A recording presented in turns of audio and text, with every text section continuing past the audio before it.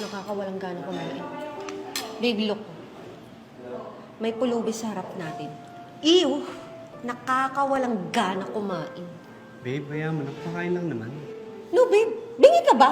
Ang sabi ko, nakakawalang gana kumain. Tingnan mo nga, ang dungis-dungis. Mukhang sobrang baho pa. Paano kaya nakapasok yan dito?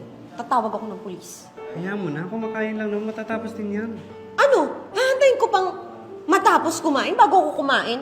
Sa ayaw at sa gusto mo, tatawag ako ng pulis. Hello? Police station? May pulubi po dito sa loob ng restaurant. Nanggugulo po. Dito po sa Nins. Yes, pakipuntahan at pakidampot. Yes, pakibilisan na lang. Waiter! Yes po, ma'am. Ano ba naman yan? Bakit naman kayo nagpapapasok ng pulubi dito sa loob ng restaurant nyo? Ma'am, pasensya na po ha. Umorder naman po kasi siya, ma'am. Tsaka, ma'am, customer pa rin po yan. Pues, palabasin nyo yan. Ayoko makakita ng pulubi sa harap ko, nakakawalang gana kumain. And look oh, ang sarap-sarap ng pagkain nyo, tapos hahayaan nyo lang kainin ng walang kwentang tao. Like Sige po, ma'am. Kausapin ko na lang po. Palabasin nyo yan. Tumawag na ako ng pulis. Or else, kung gusto nyo, ipabaksak ko rin tong restaurant ko at ipopost ko kayo sa social media. Kuya, pasensya ka na ha. Okay lang ba sa labas ka na lang kumain kasi ayaw ng ibang customer na kumakain ka dito eh. Lang. Pasensya ka na talaga, kuya. Napag-utusan lang, ha?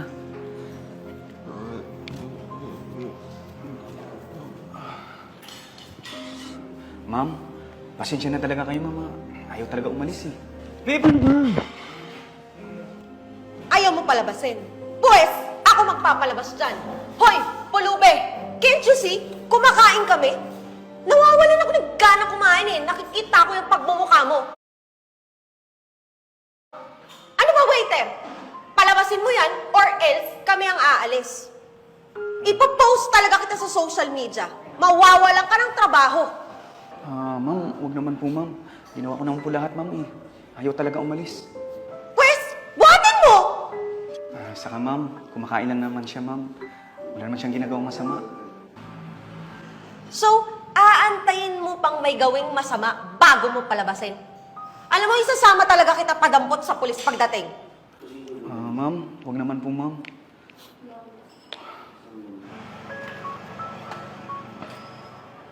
Yes, ma'am. Napakatagal naman ang responde nyo. Ayan yung pulubi, oh. Pakialis nga yan dito. Nagnakaw yan ng pera para lang makakain. Ang ganun po ba, ma'am? Halika, sumama ka sa presinto. Halika na. Ano ba? Ang hina mo naman pulis ka? Buhatin mo kasi? Ingot nito? Pues, palabasin nyo yan. Ayoko makakita ng pulubi sa harap ko, nakakawalang gana kumain. And look oh, ang sarap-sarap na